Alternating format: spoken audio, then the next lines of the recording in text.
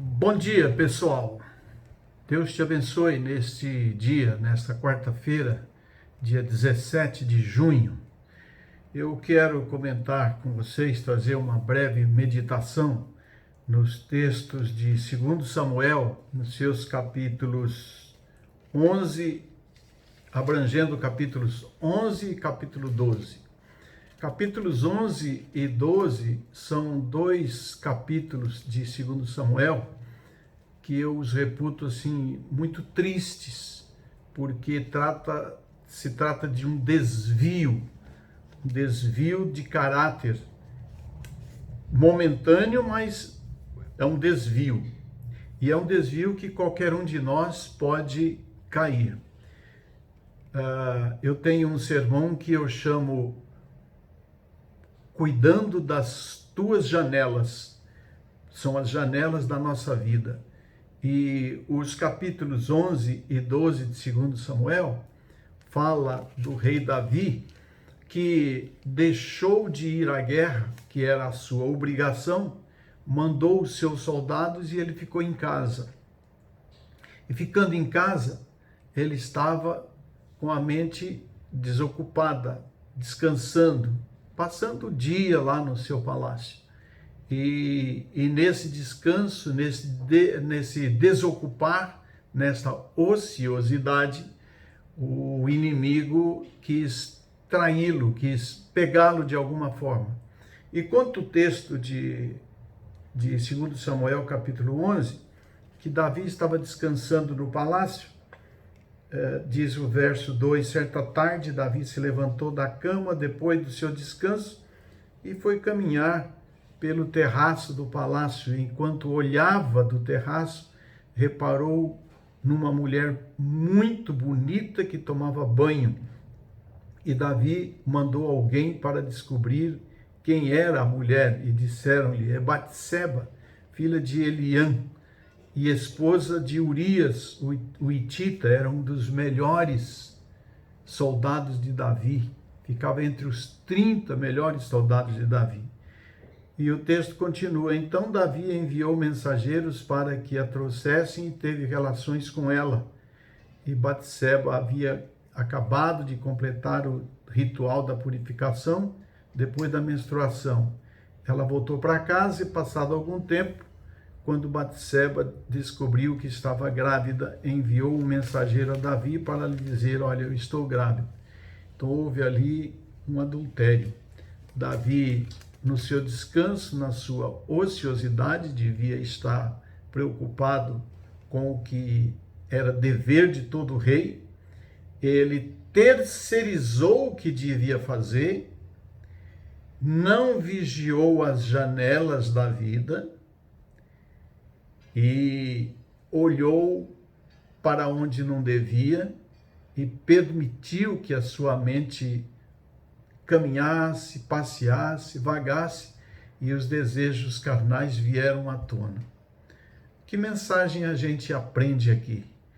Que a gente precisa tomar cuidado com a nossa vida espiritual. Precisamos cuidar das nossas obrigações diárias, obrigações essas que Deus nos dá no trabalho, na escola, mesmo no lazer, quando nós estamos na prática do lazer, na nossa caminhada, no nosso passeio, mas cuidar dos nossos olhos, cuidar dos nossos pensamentos, porque o inimigo pode nos usar quando a gente dá espaço, dilata a mente para um descanso. Nós precisamos tomar cuidado. Davi não vigiou as janelas da vida e aí acabou cometendo esse deslize, esse pecado, esse adultério. E o interessante é que a gente vai perceber que Davi tentou esconder esse pecado, e aí que entra o capítulo 12. Ele tentou esconder, e quando você lê o capítulo 11, eu espero que você leia esses dois capítulos, vai fazer bem, você vai gostar da história e vai aprender mais lições para você. Quando a gente lê, a gente percebe a mente de Davi, o que ele andou inventando para tentar esconder o pecado. Às vezes a gente comete deslizes, comete pecados e a gente faz de tudo para escondê-lo, não é?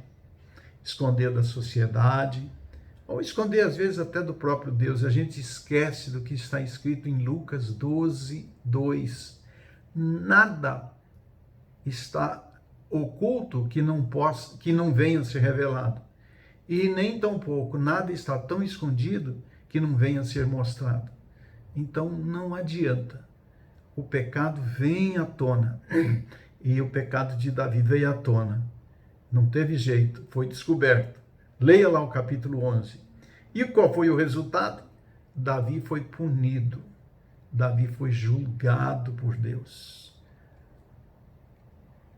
No capítulo 12, nós vamos encontrar Deus usando a figura de um profeta chamado Natã, que contou uma história para Davi, e uma história de uma injustiça que alguém teria cometido com alguém. E enquanto Natã contava essa história de injustiça para Davi, Davi que por princípio de vida tinha um coração justo, ele caiu na história de Natã, e era para cair mesmo, e Natã disse, pois é, essa história tem a ver com você, com um pecado que você cometeu, você adulterou, e Deus está revelando isso, e você errou. E então no capítulo 12 nós vamos encontrar o profeta Natã repreendendo Davi, e a partir do verso 13, Davi confessa o seu pecado a Natã, e a partir dali, Natã diz para Davi, olha, tá bom, o Senhor vai perdoar esse seu pecado, mas a criança que já está gerada em Batseba, essa criança vai morrer. Vai ficar a marca. E você vai ter muitos conflitos na sua família por causa desse seu pecado. Então, meus irmãos, o resultado é que Davi foi punido, julgado por Deus, embora tenha se arrependido e tenha sido perdoado, mas ele colheu sérias consequências por causa do seu erro. A partir do capítulo 12, 13, no capítulo 13 nós já temos uma história triste que tem a ver com os erros de Davi. Então, qual é a lição que fica para nós? Vivamos santamente diante de Deus e tomemos cuidado para que a gente não entristeça Deus e a gente não cometa deslizes. Somos chamados para sermos santos. Então vamos cuidar das nossas janelas da vida. Vamos cuidar dos nossos pensamentos. Paulo nos instrui dizendo assim, tudo que for bom, tudo que for perfeito, tudo que tem virtude, tudo que traz boa fama, é nisso que nós devemos pensar. Augusto Cury aborda 2 tipos de pensamentos. Ele aborda 3, mas 2 são importantíssimos. Um ele chama de pensamentos killer, de matador, assassino. E um outro tipo de pensamento ele chama de pensamentos light, pensamentos bons. E Augusto Cury nos chama a atenção para que a gente converta os nossos pensamentos killer em pensamentos light e fujamos dos pensamentos killer. E nessas janelas da vida, por onde a gente fica olhando, há muita coisa killer do lado de lá, com as quais a gente precisa tomar cuidado. Para onde você está olhando? O que é que você está cometendo?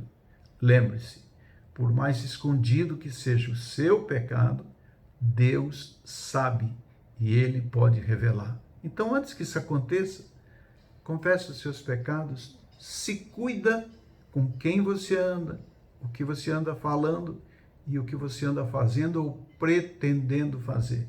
Se isso desagrada a Deus, sai fora, porque Deus ama aqueles que se santificam. Deus te abençoe nesse dia.